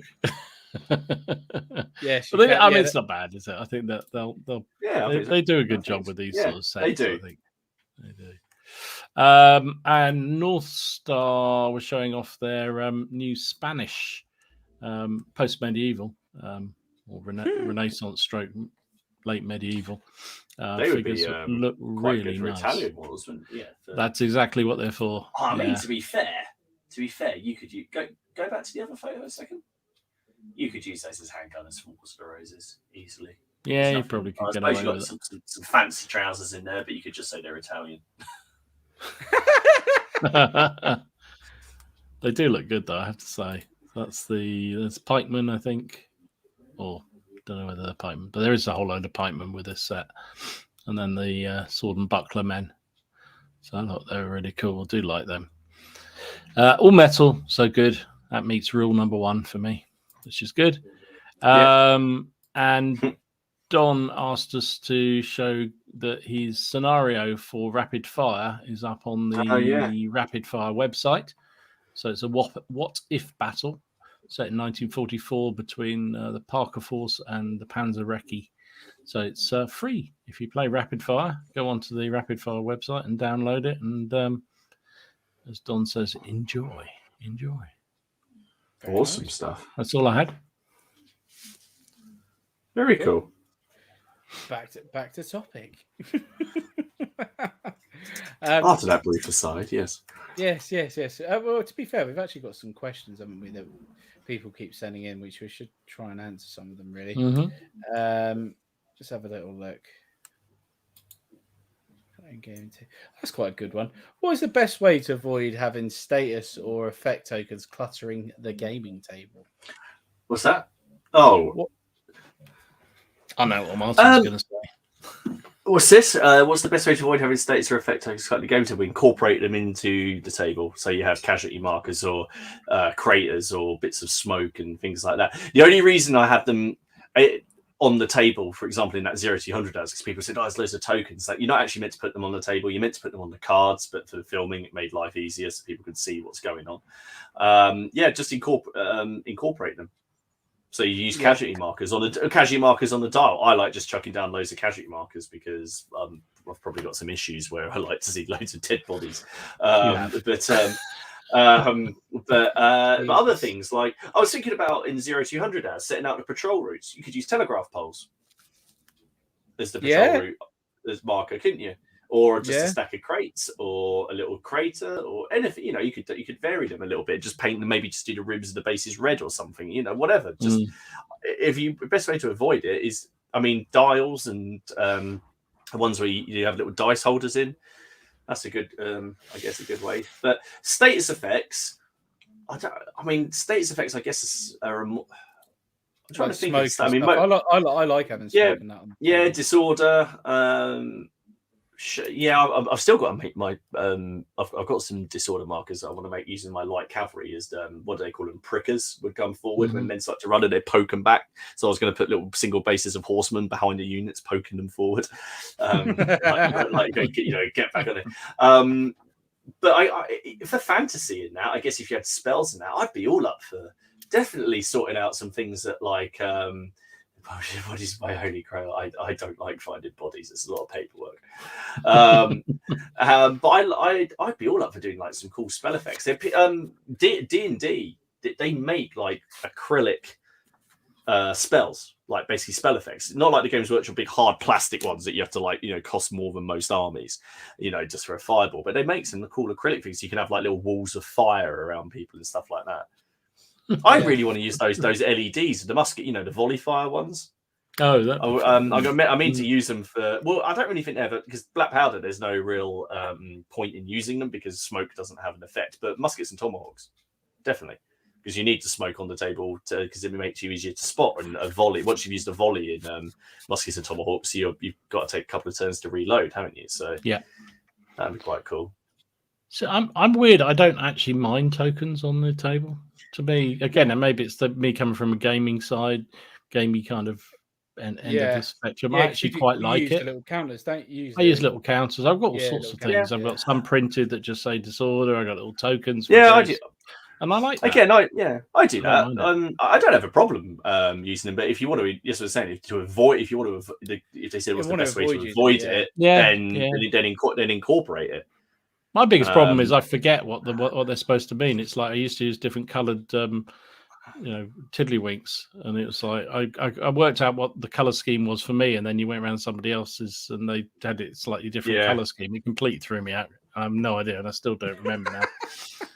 I know red's dead because that's quite straightforward. But the other colours, red's dead. That's easy, but the others are always a bit weird. I know what you mean.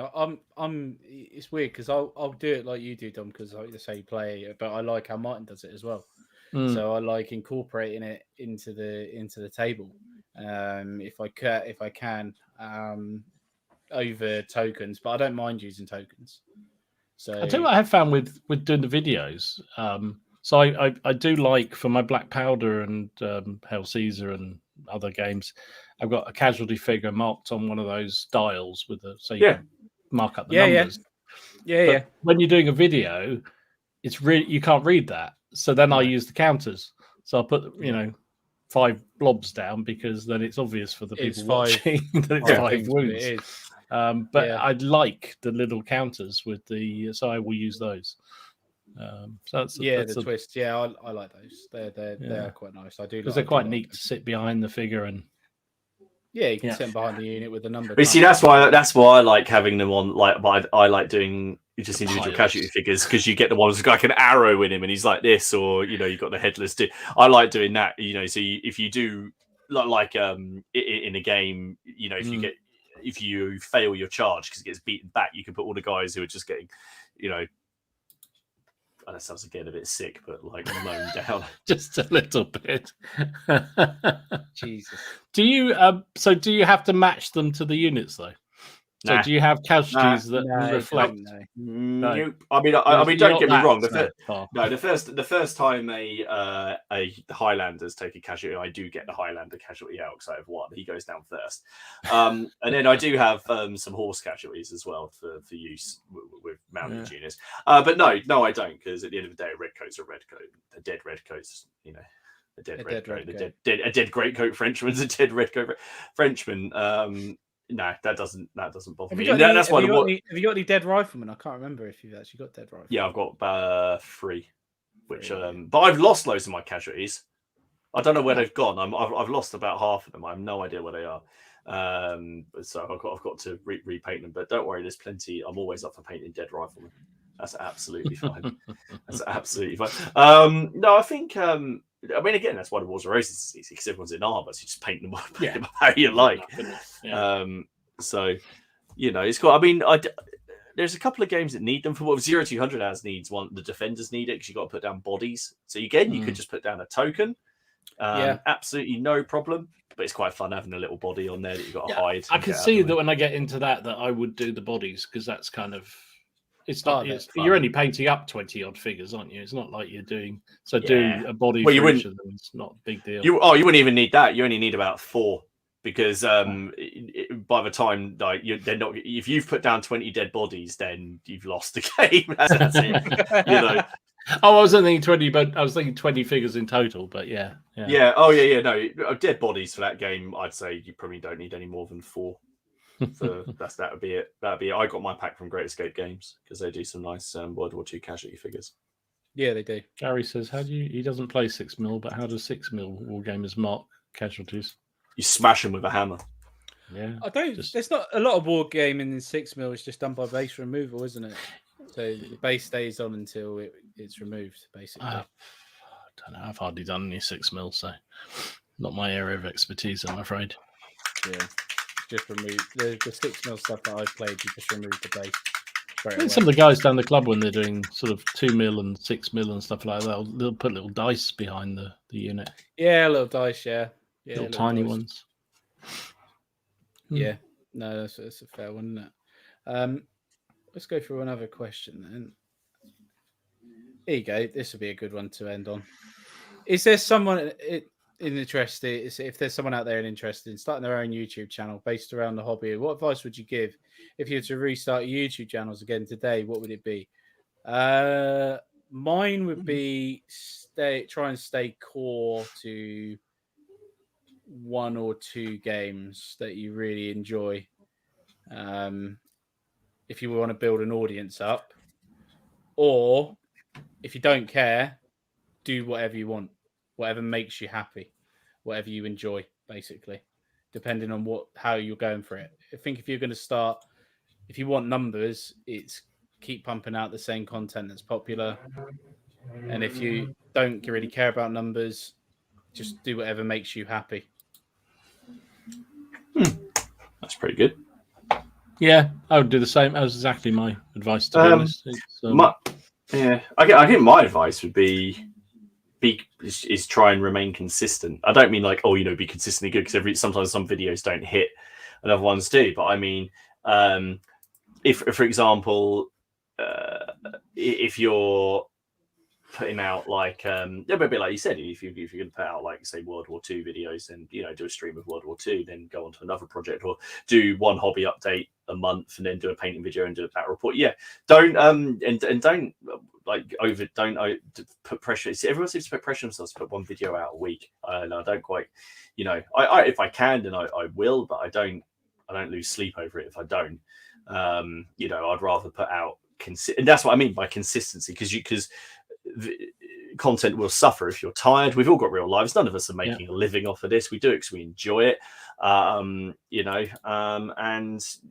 that's part of the fun, isn't it? Really. So, if you, but that's part of it. If you look at advice people give out, all these, you go on these channels that talk about how to make money out of YouTube. One of the things they say is you should do a couple of videos a week and have a consistent schedule and all this sort of thing. And I think that's the difference. If you're trying to make money out of it, then you're probably doing the wrong thing anyway. Yeah, that's what you're doing. I mean, I wouldn't suggest that anyone start YouTube going, "This is going to be my career." If from a wargaming perspective, unless you have a studio to play in, and or you're famous, or you're famous, or you have someone who's famous to play against, or something like that. Yeah. Be prepared for criticism. That's a good one. That doesn't mean you have to say, ultimately you do it just like you do on Facebook. If you post photos up, you will get it. Doesn't mean, but that's one person. I mean, we do joke, because you will get a video that will do, you might get 200 likes and you'll get that one dislike. And you're like, I'd rather have 30 dislikes than just one. And I want to know it's one, and I know it's Ken. And I know,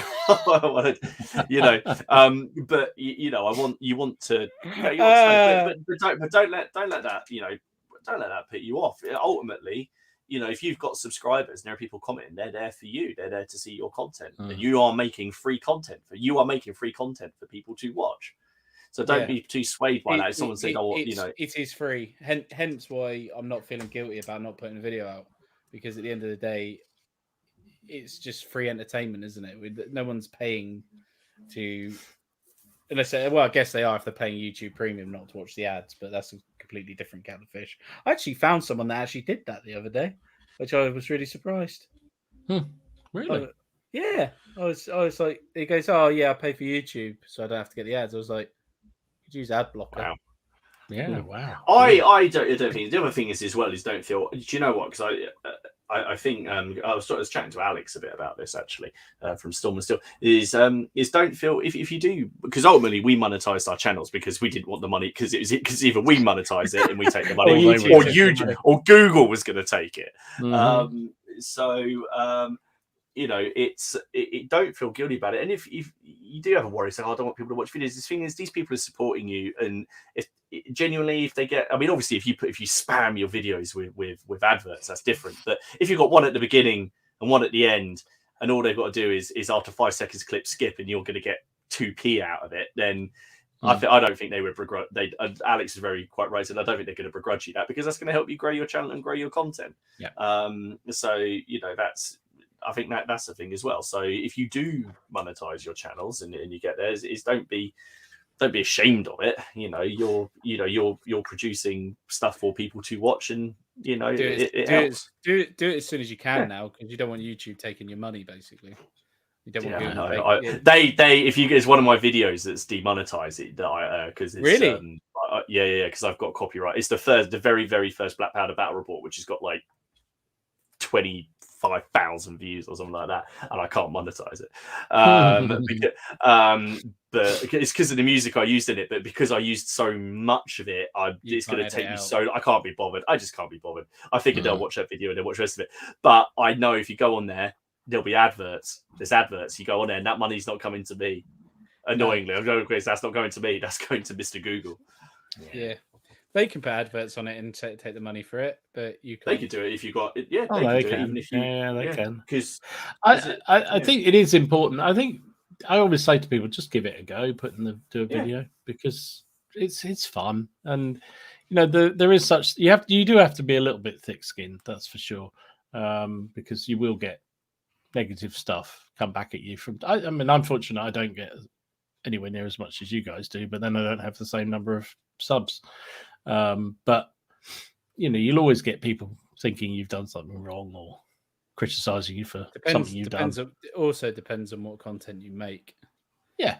If you put yourself up there as a painter, then you'll tend to get more than you will if you just make a rule mistake in the game. I think it's my experience.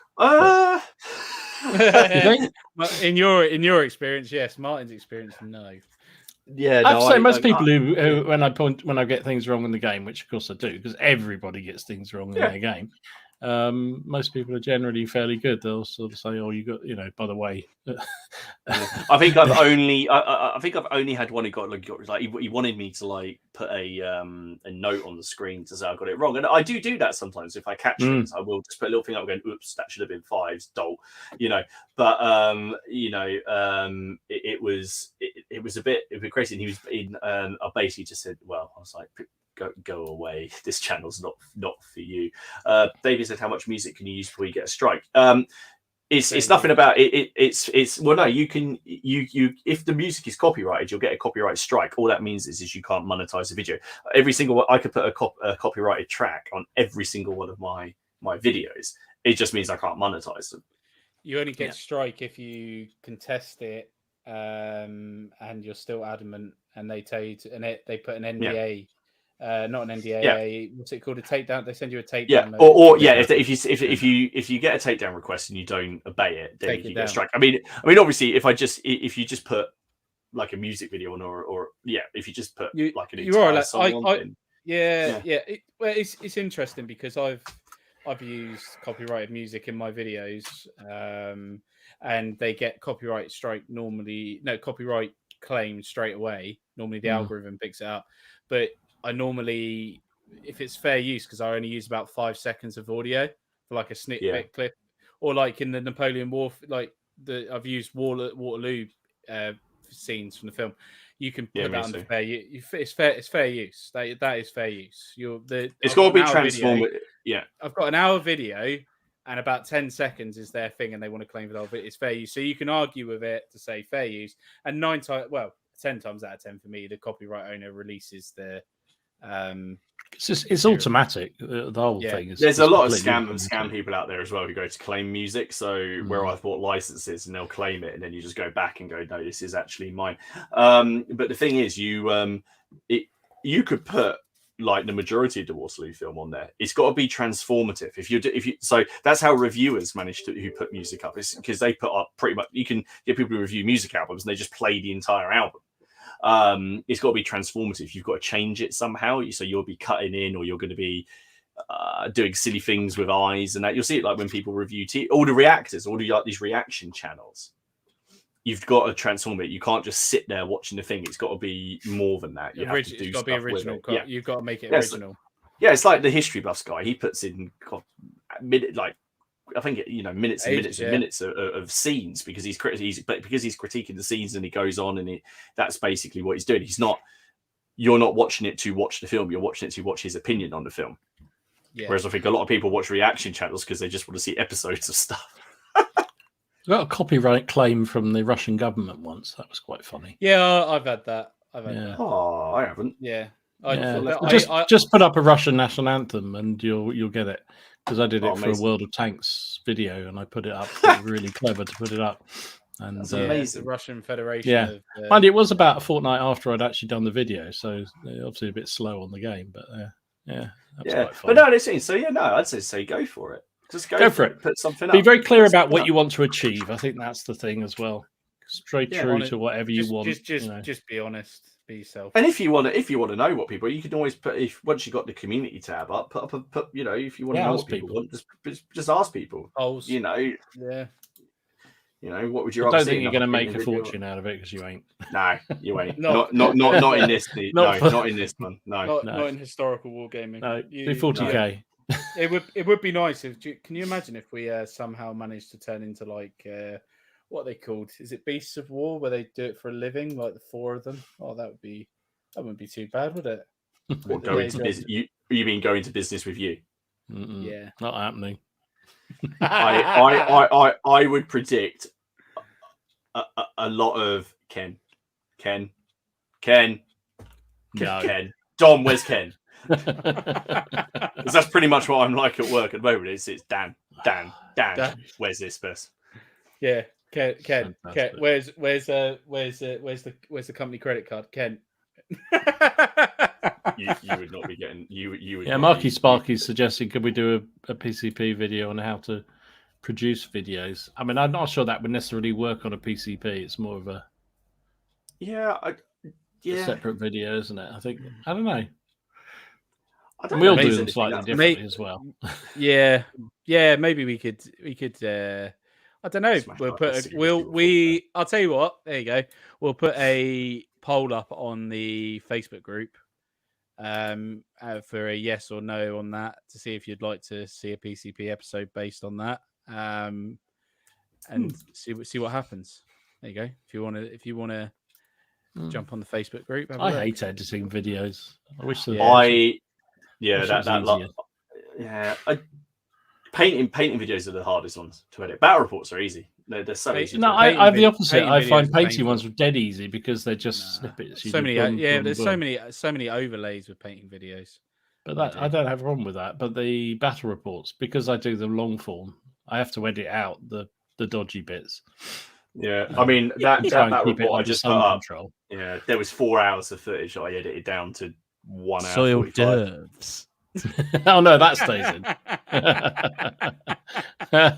No, it is. It's but I think I don't mind doing a 2-hour video, but I don't want it to be full of lots of the guy coming around to collect the money and us going out and walk around the tables and that sort of thing.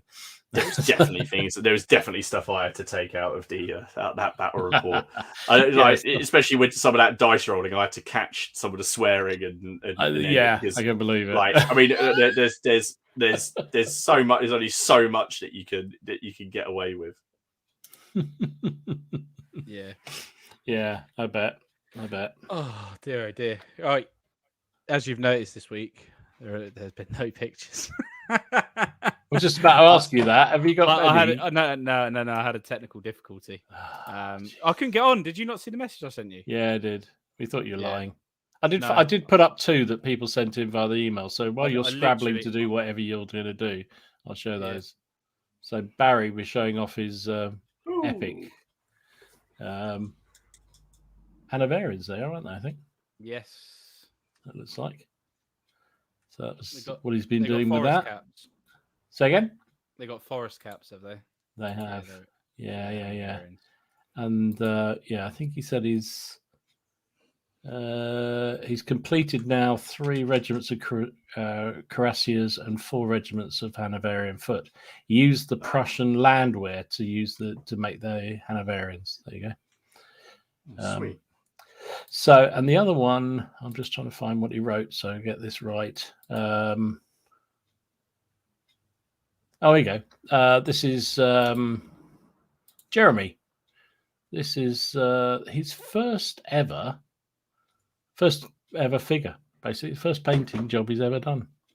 And I think for a first painting job, that is pretty sweet, to be fair. Really, really good. Oh, that is actually really good. Well done. Yeah, excellent work. Very good. Well done. Right, have you fiddled around in the background enough now, Ken? I'm trying. Come on. Well, while Ken's doing that, of course, please remember to join the Plastic Crack Podcast Facebook group, where you get to see all these sort of fun things over there.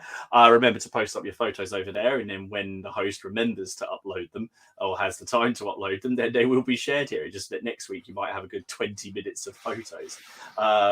So that'll be interesting. Yeah. And of course, you've got links to all our channels down below. Come on, there must be 4 more people who want to come to CrackCon. Or 3? How many was it for? How many?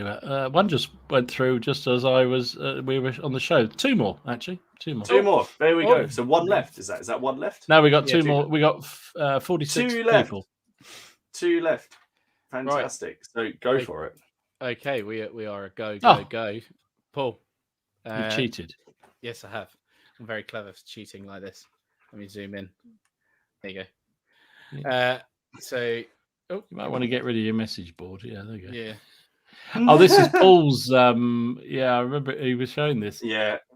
Unbelievable. It's based on the breastplate, isn't it? That goes through the. Paul, I did see that you put this on a certain Facebook group for Napoleonic Wargamers, and you got quite rightly. You got a lot of high praise, but definitely it's we've talked about gore before, haven't we? And it definitely put the cat amongst the pigeons of it amongst people. But Paul, very, very fairly and very rightly, had very good responses and just said he was representing. They're brilliant. But I mean, I have no problem with it at all. And as you know from some of my bases, as long as it's done in a, it's not like he's, it's not gratuitous. Good. The green stuff was really nice. Really, really, really nice. It's something different, and nothing wrong with that. Absolutely nothing. Yeah. We've got some. Simon's done some. Did you say 15 mil Italian was? So let's try and get those up. There you go. Oh, they're cool. Excellent. They are very nice, aren't they? Yeah. Let's get back to my Italian wars. Very nice, Simon. Very nice. Steve, I do notice everyone does put these up on a Monday night, don't they? They do every Monday. It's during the day on the Monday. You'll notice that they go on like crazy. They all go up. It's like some goblins. You're all buggers. Yeah, goblins shooting a grot out of a cannon. Very nice. French Sean. Oh, bloody hell, Sean. Mad Sean. Yeah. Mad Sean. Look at just look. Yeah. Apparently, apparently his wife was watching tonight, and when Ken asked what we all have in common, she said, "You're all weird." There you go. Yeah.